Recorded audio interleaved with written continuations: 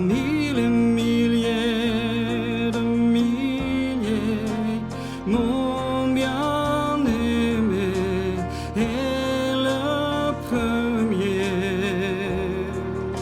Parmi les milliers de milliers,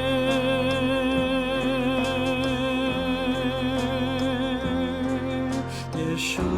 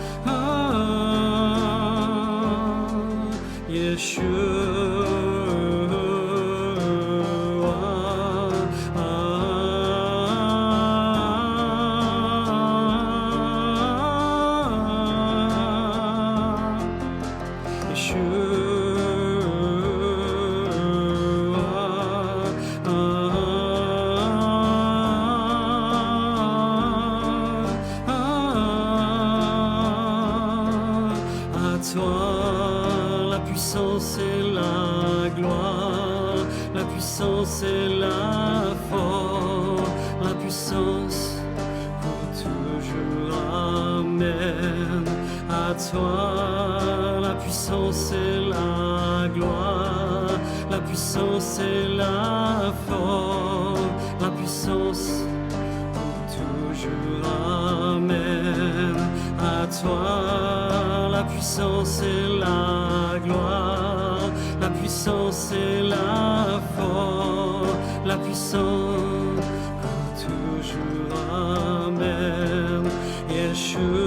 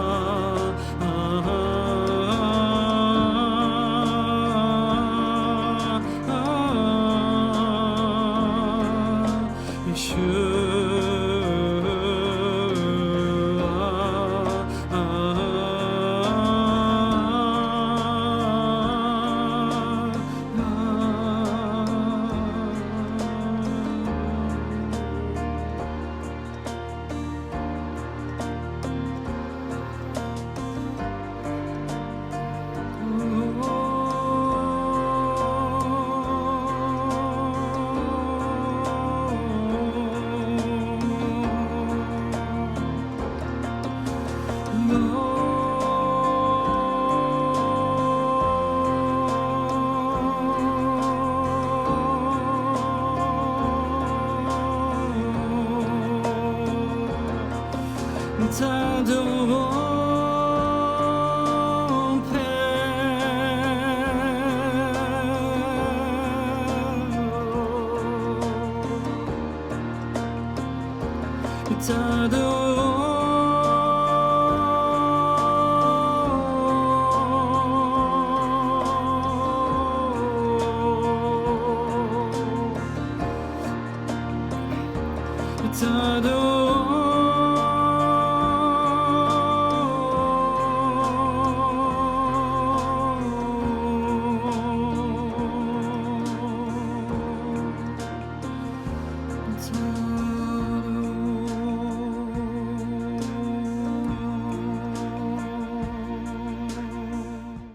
Voilà, bienvenue à tous, ceux qui viennent de prendre le train en route, ou plutôt l'avion, parce qu'on monte dans les hauteurs.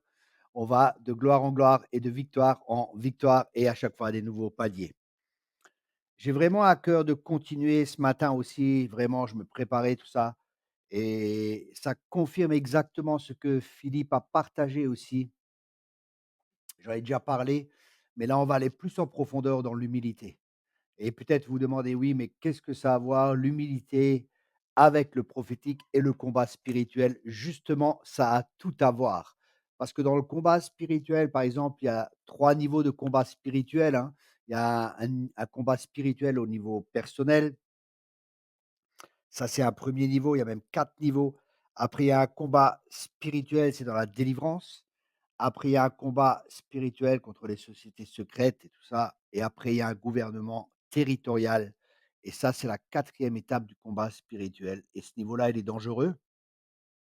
Il est dangereux, mais il n'est pas dangereux. Il est dangereux si nous ne sommes pas dans l'obéissance et si nous ne marchons pas dans l'humilité. Parce qu'à ce niveau, dans ce niveau de combat spirituel, il faut non seulement, pardon, il faut non seulement, c'est non seulement important de recevoir la révélation, mais il est important aussi de savoir le temps quand il faut y aller, avec qui il faut aller et ce qu'il faut faire. La Bible dit que les fils d'Isaacar savaient reconnaître les temps et savaient comment agir en fonction des temps. Et nous sommes dans des temps particuliers. Et c'est pour ça que nous devons être sensibles à l'esprit. Et dans les temps dans lesquels nous sommes, il est très important d'être conduit par l'Esprit de Dieu. Et justement, c'est ça l'humilité, c'est de savoir attendre le temps de Dieu.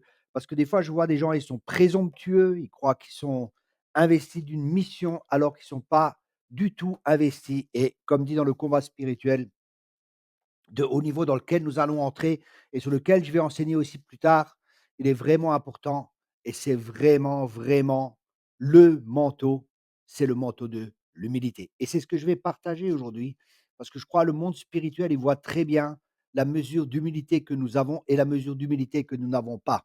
Jésus était quelqu'un d'humble. Jésus est toujours encore notre modèle. Jésus doux et humble de cœur. L'humilité est une affaire de cœur et on a vu ce matin que Fabien a prié pour cela. Je mets juste un mail encore pour les personnes qui ont besoin de relations d'aide ou de prière. Vous pouvez, sur ce mail, tous ceux qui font l'école, ne le communiquez pas aux autres. C'est uniquement réservé aux gens qui font l'école parce que nous voulons vraiment que vous soyez guéris, que vous soyez restaurés et que vous puissiez entrer dans la destinée glorieuse que Dieu a prévue pour vous. Alors n'hésitez pas à écrire à ce mail en donnant votre numéro de téléphone. Carole et Linda vous répondront, elles prieront pour vous, elles feront un travail de relation d'aide avec vous. N'hésitez pas à les contacter.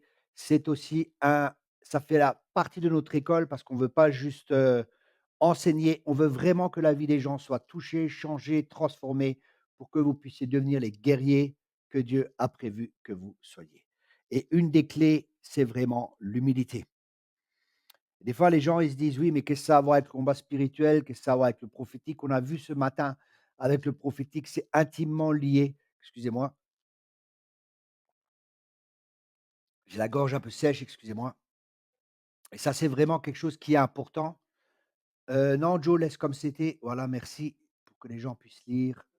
Voilà, c'est pas grave. Excusez-moi, je remets juste le lien parce que s'il y a juste l'email, les gens ne savent pas de quoi il s'agit. Donc je répète, c'est un mail où vous pouvez, contacter Carole et Linda. Merci beaucoup. Donc je reviens sur le message avec l'humilité et ça a tout à voir, surtout quand vous avez un ministère.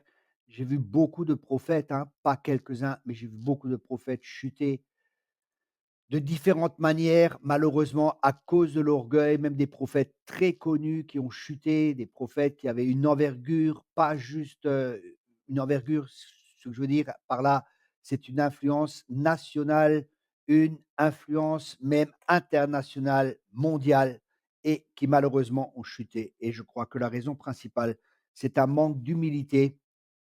L'orgueil est vraiment ce qui nous fera chuter. Vous savez, si nous vivons dans le prophétique et que nous avons des révélations très fortes, si nous ne sommes pas humbles, très vite nous pouvons nous enorgueillir, nous croire supérieurs aux autres, hein, et ça, c'est terrible. La clé pour être préservé de la chute, c'est l'humilité. Mais qu'est-ce que c'est que l'humilité? Et la réponse à cette question est très importante parce qu'elle nous aidera à comprendre ce qu'elle est, à comprendre ce qu'elle n'est pas, à la désirer plus que tout autre don, à l'acquérir, à savoir aussi comment se l'acquérir, comment y marcher, se préserver de l'orgueil, avoir l'approbation de Dieu. Ouais, ça, c'est déjà quelques bénéfices qu'il y a avec l'humilité. Dieu nous élèvera parce que Dieu élève les humbles, mais il résiste aux orgueilleux. Nous aurons un ministère qui dure. Notre impact aura une portée éternelle. Ce ne sera pas juste temporaire, ça sera éternel. Ça, c'est le but, hein. Nous aurons la faveur de Dieu et des hommes. Jésus grandissait en sagesse et en faveur vis-à-vis des hommes. Et l'humilité est liée aussi à la sagesse. Après, Christ grandira en nous, ça c'est le but. Dieu pourra nous confier plus de dons et plus de responsabilités dans son corps. Dans son corps qui est le corps de Christ, c'est-à-dire l'Église. L'humilité nous préservera des pièges de l'ennemi aussi.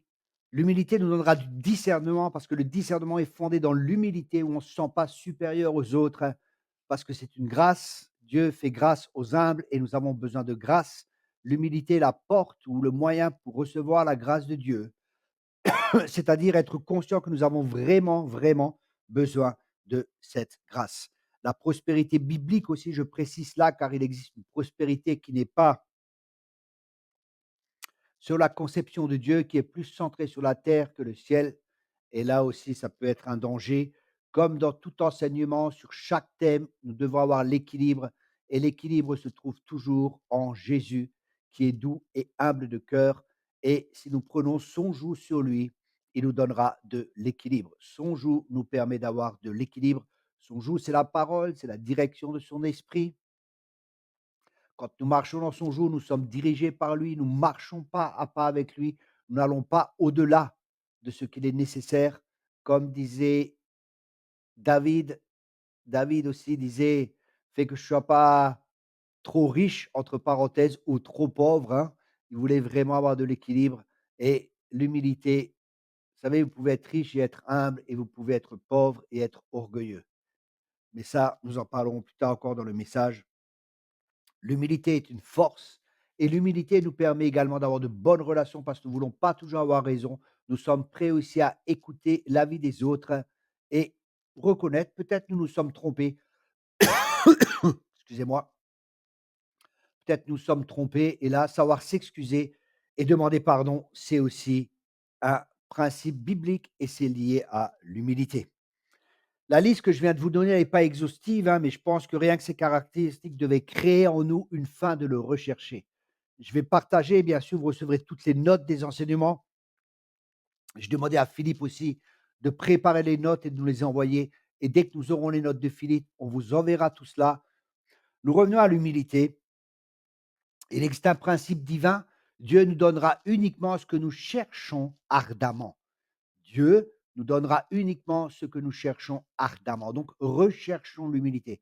Vous savez, on peut s'humilier ou Dieu peut nous humilier.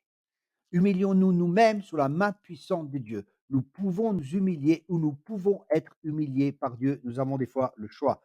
Si on ne s'humilie pas, il est fort possible que Dieu nous humilie ou que les circonstances de la vie que nous engendrons à travers notre orgueil vont faire que nous devenions humbles ou que nous résistions. Ça aussi, c'est une possibilité. Il y a toujours deux possibilités qui sont là. Ça signifie que nos yeux soient ouverts sur cette caractéristique du caractère de Christ qui est l'humilité. Nos yeux doivent être ouverts et nos yeux qui sont ouverts, c'est une révélation. Et je prie vraiment qu'il y ait une révélation de l'humilité, de l'importance de l'humilité pour que nous puissions tous être revêtus de cette humilité comme Christ était revêtu d'humilité, qui ne cherchait pas sa propre gloire, qui ne cherchait pas son propre intérêt, mais qui cherchait l'intérêt de son Père, qui est venu pour faire non pas sa volonté, mais je suis venu pour faire la volonté de mon Père qui est dans les cieux. Alléluia. Un des buts essentiels de notre vie est de permettre au Christ de se manifester en nous et au travers de nous. Le fondement pour ce faire, c'est l'humilité. D'abord, il est important de comprendre pour nous ce que c'est l'humilité. Qu'est-ce que c'est que l'humilité? Je répète, qu'est-ce que l'humilité? L'humilité, c'est une attitude de cœur. L'humilité, c'est une attitude de cœur. Toutes les choses importantes se situent toujours au niveau du cœur. L'amour, la foi, l'humilité, toutes les caractéristiques se situent toujours au niveau de notre cœur. C'est pour ça que la parole de Dieu nous exhorte dans Proverbe 4, verset 23. Proverbe 4, au verset 23. Par-dessus tout, veille soigneusement sur ton cœur, car il est la source de tout ce qui fait la vie. Vous voyez, la Bible nous exhorte à veiller sur notre cœur. C'est-à-dire que Dieu veille sur nous, mais nous avons notre part à faire. Dieu veille sur nous, mais nous devons aussi veiller sur nous-mêmes. Et nous pouvons veiller sur nous-mêmes en gardant notre cœur plus que toute chose. Et c'est à nous de garder notre cœur. Dieu ne le gardera pas. C'est à nous de le faire. Garde ton cœur soigneusement plus que toute chose. J'aime beaucoup la traduction Darby aussi, qui dit: «Garde ton cœur plus que tout ce que l'on garde. Garde ton cœur plus que tout ce que l'on garde». Je vois des gens et actuellement dans le monde quand on regarde ou même dans l'église, hein, ce qui n'est pas toujours mauvais, les gens, ils investissent pour leur santé, ils mettent beaucoup de finances, ils font du sport, ils investissent du temps et tout ça, c'est bien et ils font attention à leur corps. Mais qu'en est-il de notre cœur? Garde ton cœur plus que toute chose, car de lui sont les issues de la vie. Ça veut dire que toute notre vie va être influencée à travers notre cœur. Ce que nous avons dans notre cœur va influencer notre vie. L'autre traduction dit: garde ton cœur de tout ce dont il faut se garder, car de lui procèdent les sources de la vie. Encore une fois, une exhortation à garder notre cœur de tout ce que nous devons nous garder. Une autre traduction, Osterwald: garde ton cœur plus que toute autre chose qu'on garde, car c'est de lui que procèdent les sources de la vie. Et encore une dernière traduction, garde ton cœur en toute vigilance. Ça veut dire qu'il faut être vigilant et c'est à nous de le faire, car de lui dépendent les limites de la vie. Waouh, ça c'est intéressant, les limites. Ça veut dire que notre vie sera limitée par notre cœur, l'humilité qu'il y a dans notre cœur ou l'humilité qui ne s'y trouve pas. Si nous avons un cœur humble, Dieu va étendre l'espace de nos tentes, Dieu va étendre nos limites et c'est tout ce que nous voulons, notamment à travers cette école, parce que si vous investissez, c'est pas pour rester là où vous êtes, mais c'est pour aller plus loin avec le Seigneur. Et j'ai pris plusieurs traductions de ce verset afin de bien souligner l'importance du cœur comme vous le savez, parce que Dieu nous fait des promesses de nous garder, mais cela ne se fera pas de manière systématique parce qu'il nous demande aussi nous-mêmes de nous garder. Dieu nous garde, mais si nous ne nous gardons pas, Dieu ne pourra pas nous garder parce qu'il nous a créés responsables et nous sommes responsables de nos vies. Par exemple, si vous touchez à l'occultisme en tant que chrétien, vous allez ouvrir la porte, que vous soyez chrétien ou non, que Dieu veuille vous garder ou non. Dieu il met un chemin devant nous et si nous marchons sur ce chemin, si nous ne sortons pas de ce chemin, la bénédiction sera là. Mais si nous quittons ce chemin, c'est pas que Dieu ne veut pas nous bénir, mais c'est que à travers notre désobéissance, nous donnons des droits à l'ennemi qui est venu pour égorger, pour tuer et pour détruire. Donc, nous ne pourrons pas vivre dans la plénitude de ce que Dieu veut. Le cœur est très important. Le cœur de l'homme est comparé à un terrain dans la Bible, dans Luc 8, verset 15. Luc chapitre 8, au verset 15. Vous pouvez lire avec moi. Enfin, la semence tombée dans la bonne terre, ce sont ceux qui, ayant écouté la parole, la retiennent dans un cœur honnête et bien disposé. Ils persévèrent et ainsi portent du fruit. Ici, nous voyons les différents points de ce cœur. Ce sont ceux qui ont écouté la parole, c'est le premier point. Ensuite, le deuxième point, ils la retiennent, c'est le deuxième point. Et ils la retiennent dans un cœur comment? Un cœur qui est honnête, c'est le troisième point. Et le quatrième point, c'est bien disposé. Ça veut dire une attitude de cœur qui est bien disposée. Vous savez, on peut obéir, mais sans être bien disposé dans son cœur. Et c'est pour ça que c'est important avoir une bonne disposition. Et c'est ce que nous allons voir encore plus loin. Comment disposer nos cœurs justement avec l'humilité? En quoi consiste exactement l'humilité? Parce que souvent les gens parlent de l'humilité, ils parlent de l'orgueil et ils s'imaginent beaucoup de choses, mais pour bien comprendre quelque chose, c'est important aussi de l'étudier. Et c'est ce que nous allons faire et c'est ce que nous faisons actuellement. Et c'est pour ça, venez avec moi dans Matthieu 13, verset 19. Je répète, Matthieu au chapitre 13, au verset 19. Excusez-moi, j'ai la gorge un peu sèche.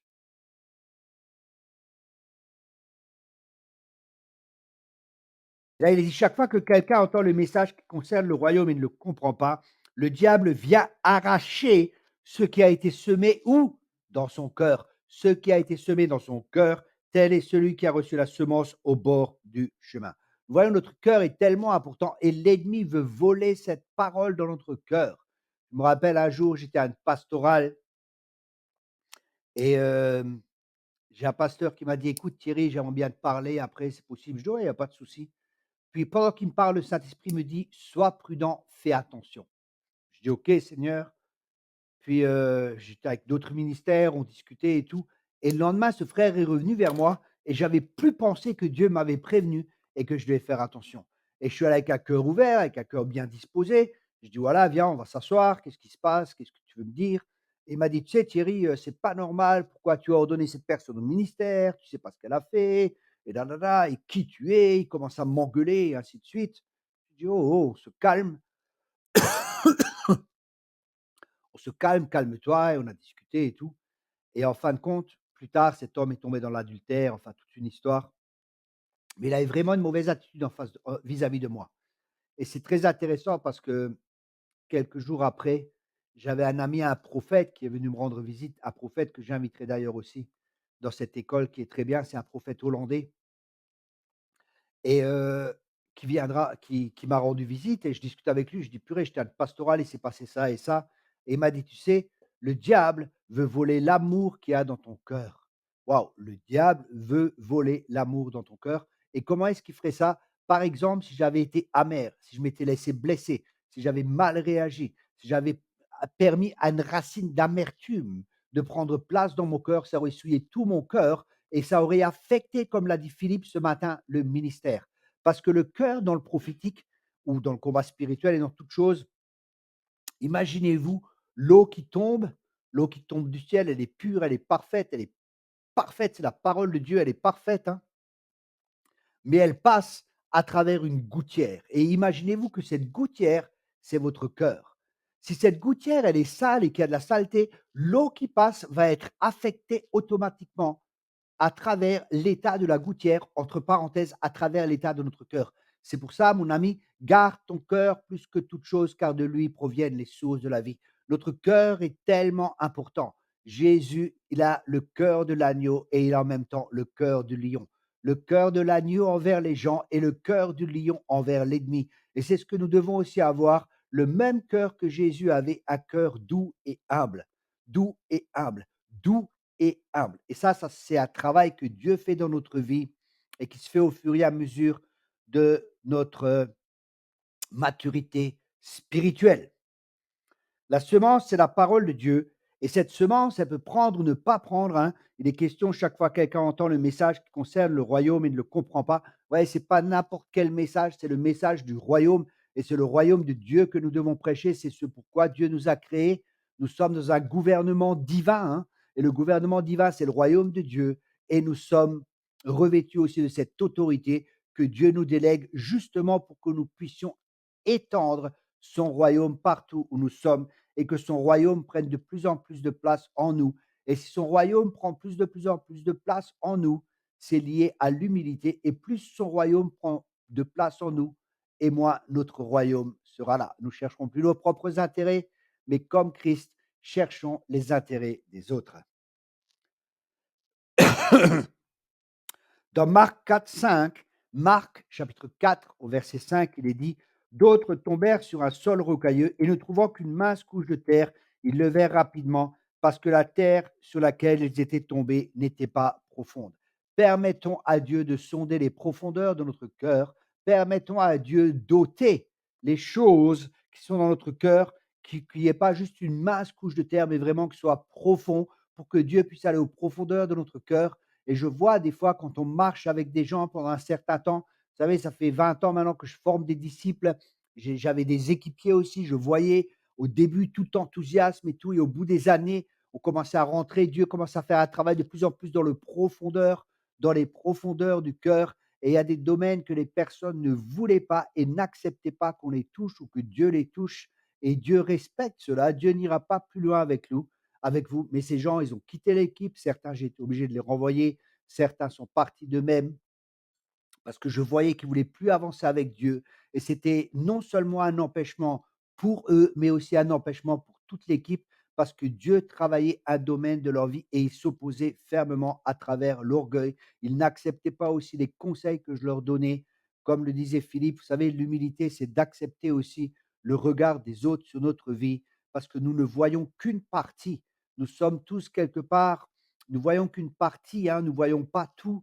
Chacun de nous est affecté par son passé, chacun de nous est affecté par sa culture, chacun de nous est affecté par les traditions, chacun de nous est affecté par les enseignements que nous avons reçus. C'est pour ça que nous avons besoin de cette vérité qui nous libère, et cette vérité, c'est comme une lumière qui vient dans un endroit où il y a peut-être encore des ténèbres dans notre vie, et Dieu n'a pas de problème avec ça, je répète, hein, mais Dieu veut amener de plus en plus de lumière, et c'est pour ça que nous devons être humbles et accepter la correction.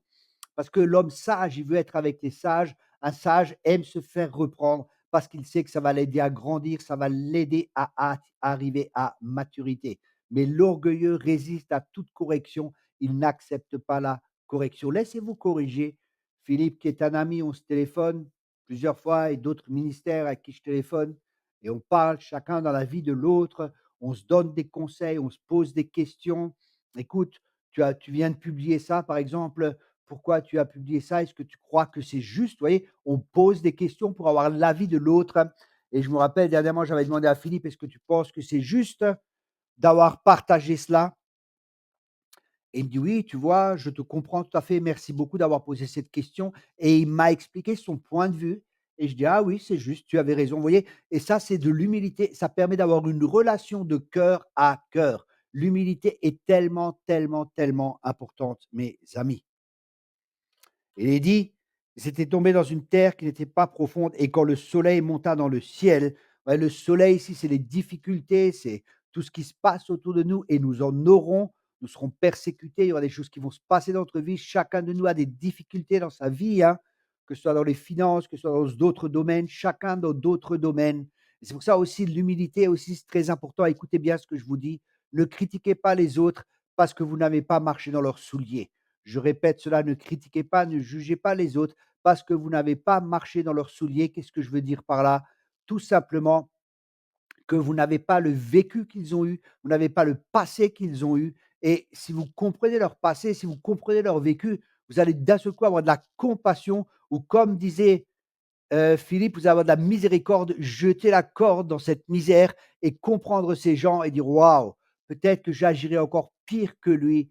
Waouh, chapeau qu'il agisse de cette manière. C'est pour ça, ne jugez pas. Si vous voulez rester dans l'amour, c'est vraiment une clé pour rester dans l'amour. Ne jugez pas, ne critiquez pas les autres.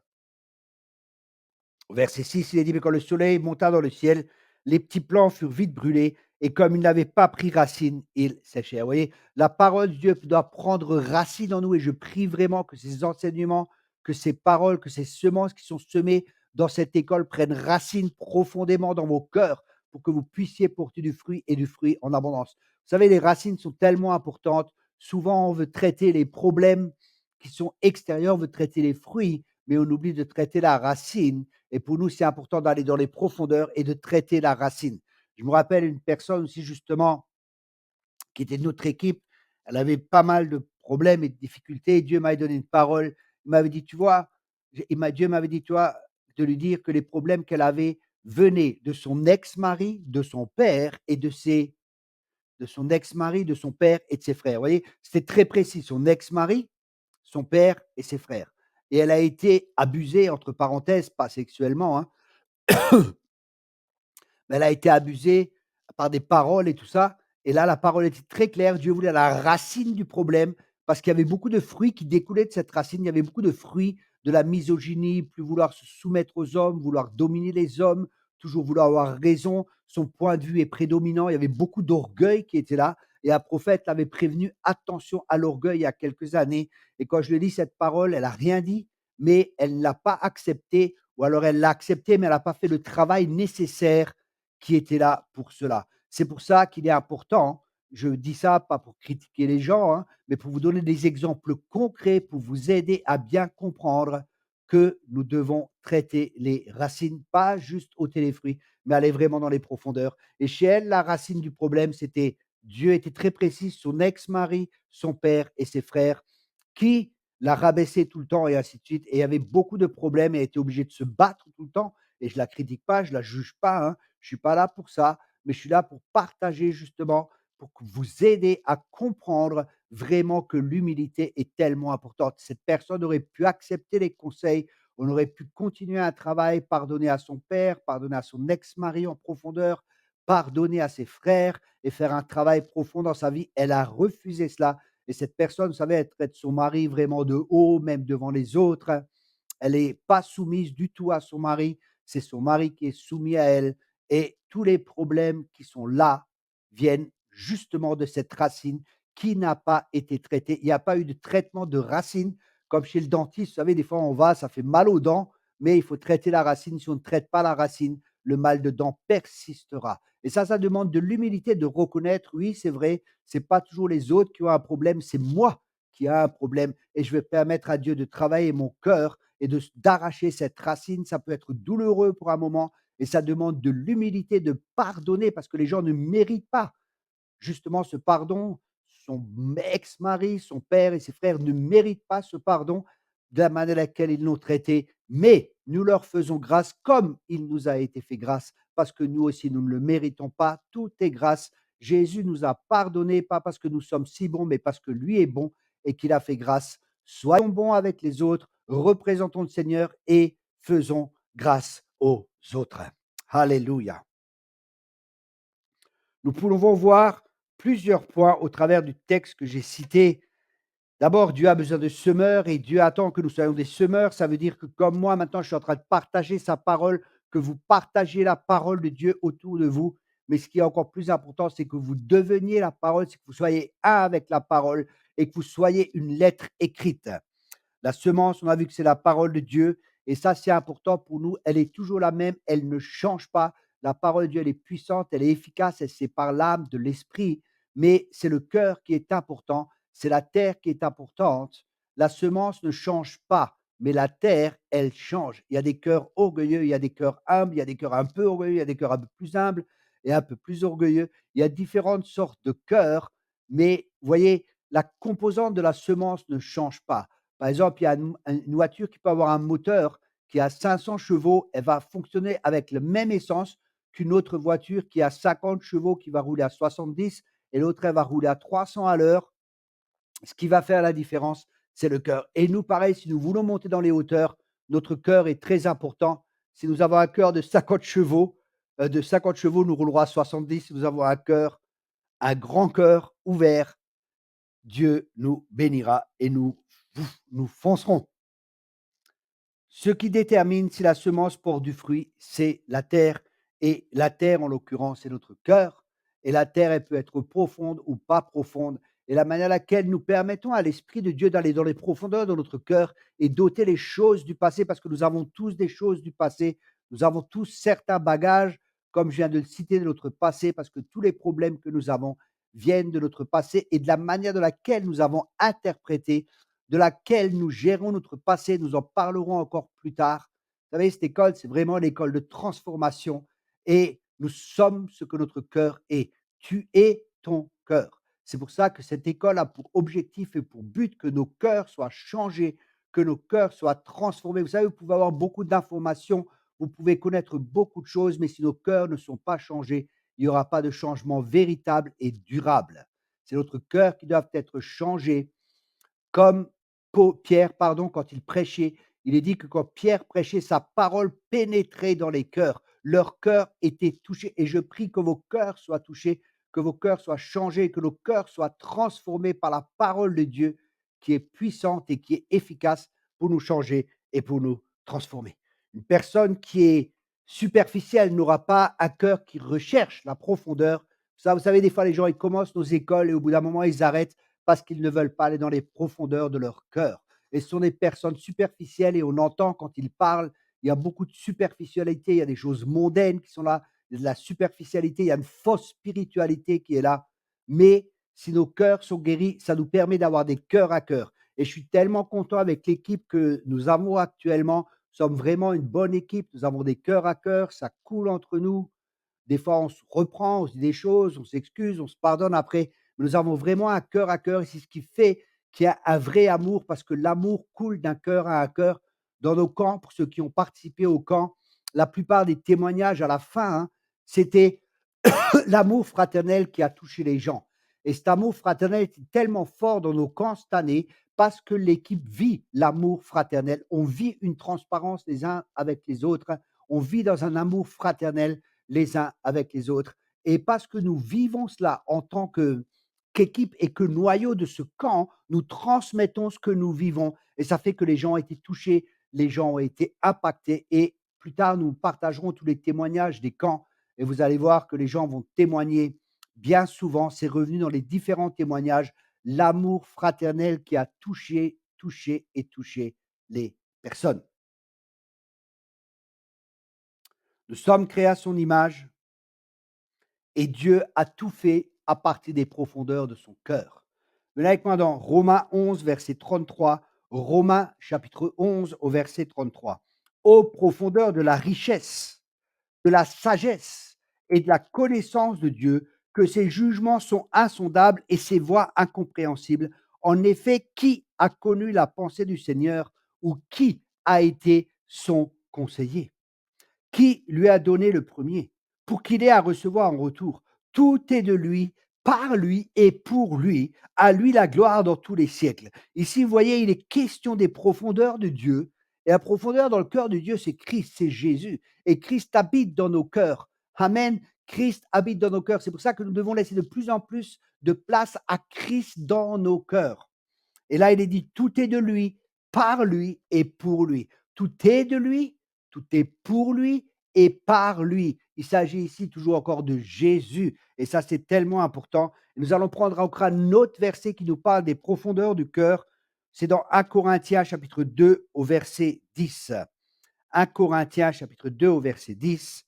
À nous, Dieu nous l'a révélé par l'Esprit, car l'Esprit sonde tout, même les profondeurs de Dieu. Waouh! L'Esprit sonde tout. Permettons à l'Esprit de Dieu de sonder nos cœurs et de sonder nos reins. Vous voyez, David disait, sonde mon cœur et sonde mes reins. Sonde mon cœur et sonde mes reins. Les profondeurs, les reins, c'est là où il y a le filtre. Les reins servent à filtrer la parole de Dieu, à filtrer ce qui est de Dieu et ce qui n'est pas de Dieu. Un filtre sert à partager, un filtre sert à délimiter, un filtre sert à accepter ou à ne pas accepter. Quand on fait passer quelque chose à travers un filtre, il y a des choses qui vont rester, il y a un dépôt qui va rester, un dépôt qui n'est pas bon et ce qui est bon, nous allons l'accepter et c'est pareil pour nous. Filtrons ce que nous entendons, ce que nous voyons. Examinons toutes choses, même les enseignements que je partage. Soyez comme les Juifs de Béré ou comme les enseignements que Philippe a partagés ce matin ou d'autres orateurs qui viennent ou d'autres orateurs que vous allez entendre. Filtrez toutes choses avec la parole de Dieu. Et la question est, est-ce que ça donne gloire à Jésus? Est-ce que Jésus est élevé? Est-ce que ça me donne une plus grande faim de la parole de Dieu? Est-ce que ça me donne une plus grande faim de le connaître? Est-ce que ça m'encourage à vouloir être changé? Est-ce que ça m'encourage à vouloir être transformé de plus en plus à son image? Si c'est le cas, c'est l'Esprit de Dieu qui est en train de vous parler, c'est l'Esprit de Dieu qui est en train d'agir. Si ce n'est pas le cas, posez-vous des questions. Ce texte nous révèle que seul l'Esprit de Dieu sonde les profondeurs de Dieu. Et nous allons voir que l'Esprit de Dieu ne sonde pas que les profondeurs de Dieu. Venez avec moi dans 1 Corinthiens, chapitre 2, au verset 14. La première épître aux Corinthiens, chapitre 2, au verset 14. Et l'homme livré à lui-même ne reçoit pas ce qui vient de l'Esprit de Dieu. À ses yeux, c'est pure folie et il est incapable de le comprendre, car seul l'Esprit de Dieu permet d'en juger. Celui qui a cet esprit, lui, juge de tout. Waouh! Celui qui a cet esprit, il peut juger de tout. Pourquoi? Grâce à l'Esprit de Dieu. Donc, ne jugeons pas de manière naturelle, parce qu'en tant que chrétiens, nous sommes placés devant un choix de juger de manière naturelle ou de juger de manière spirituelle. Et le jugement ou le discernement qui nous permet justement de juger, de mettre une séparation, de savoir ce qui est de Dieu ou non, est lié à l'amour, nous devons aimer, et aussi à l'humilité de notre cœur. La Bible dit que Jésus ne jugez pas sur un oui-dire. Vous savez, dernièrement, il y a 1 an peut-être ou 2 ans, je ne sais plus exactement, un ministère, il m'avait jugé, il m'avait critiqué, puis on a discuté ensemble. Il m'a dit: «Oui, mais j'ai entendu ça sur toi». Je dis: «Seigneur, mais c'est quoi cette histoire?» Et le Seigneur m'a amené dans un verset, je crois que c'est dans Ésaïe, et il est dit: «Il ne jugera pas sur un oui-dire». Ça veut dire, il ne jugera pas ce que selon ce qu'il entend. Parce que vous savez, un ministère, les ministères vont toujours être jugés, toujours être critiqués, surtout ceux qui font avancer le royaume de Dieu. L'ennemi va utiliser des frères ou des sœurs, malheureusement, qui ne sont pas matures et qui vont croire les racontars et tout cela. Et vous savez, il y a des filtres qui sont là. Par exemple, un des filtres, c'est: est-ce que ça me sert à quelque chose de savoir cela? Est-ce que ça me sert à quelque chose de colporter cela? Est-ce que ce que l'on me dit est vrai? Ouais, parce que vous pouvez entendre des choses sur les autres, mais est-ce que c'est vrai? Est-ce que vous avez éprouvé les sources? Parce qu'il y a des très bons ministères qui sont jugés, qui sont critiqués, par exemple dans les finances. Mais est-ce que vous savez ce que ces personnes font avec les finances? Je connais un ministère comme ça, il demande une assez forte somme pour venir quelque part, hein. Mais des gens, alors les gens le critiquaient, ils disaient: «Oui, mais ce ministère avec l'argent et ci et ça», et ils le critiquaient, ils le jugeaient. Mais cet homme, il nourrit 3 000 orphelins. Vous vous rendez compte? 3 000 orphelins. Les gens ne savent pas ce qu'ils font avec les finances, ce que lui fait, et il en parle pas. Moi, je le sais parce qu'il y a un ami proche qui était avec lui et qui a voyagé avec lui pendant 3 semaines. Il a dit: «Waouh, c'est vraiment un homme de Dieu». J'étais avec lui au restaurant, il donnait des paroles de connaissance aux serveurs et ainsi de suite. Les gens se convertissaient, il était dans une grande église. Les gens, ils se sont dit: «Waouh». On a encore même des gros ministères, hein, où il était dans des grandes églises, où il était des gros ministères entre parenthèses, des ministères qui ont vraiment un impact, qui ont vraiment une influence, des ministères que Dieu utilise puissamment. Il disait: «Waouh, quand on voit cet homme, on a tellement de choses encore à apprendre». C'était un homme qui était humble, doux et humble de cœur comme le Christ. Vous voyez, donc on peut juger facilement, on peut juger sur un oui-dire comme ce ministère, et ça montre un manque de profondeur, ça montre de la superficialité. Et ce ministère, c'est un peu un fils à papa, bien que bon, et il influence beaucoup de monde, mais c'est un fils à papa, il n'est pas vraiment passé, il est passé par des épreuves, et malheureusement, il y a encore de l'orgueil qui est là, et chacun de nous en a, et je suis pas là pour le juger ou pour le critiquer, mais sa réaction me montre qu'il y a un manque de profondeur dans sa vie, et nous voulons aller dans les profondeurs de notre cœur pour pouvoir aller dans les profondeurs de Dieu. parce qu'une profondeur appelle une autre profondeur. Et il y a toujours plus à apprendre de Dieu et en Dieu. Ensuite, il dit, celui qui a cet esprit peut lui juger de tout sans que personne ne puisse le juger, car il est écrit, qui donc connaît la pensée du Seigneur et qui pourrait l'instruire? Mais nous avons la pensée de Christ. Waouh! Nous avons la pensée de Christ. Vous voyez? Et là, ça peut être personnel, mais je crois que bien souvent, on peut avoir la pensée de Christ parce que nous sommes plusieurs ensemble et à partager ensemble, à pouvoir apprendre les uns des autres dans l'humilité. Ça va nous permettre d'avoir la pensée de Christ. Souvent, je demande: «Qu'est-ce que tu penses de ça? Qu'est-ce que tu penses de cela?» Et j'entends des fois des objections, j'entends les avis des uns des autres parce que le salut est dans le grand nombre de conseillers et pour ça aussi, nous devons avoir de l'humilité. Des fois, Dieu me parle et je cherche des confirmations à travers des personnes ou d'autres personnes, des amis, des conseillers. Et souvent, ils ont la même pensée parce que nous avons la pensée de Christ. Mais ça demande de l'humilité, justement, d'être enseignable parce que l'humilité nous permet d'être enseignable.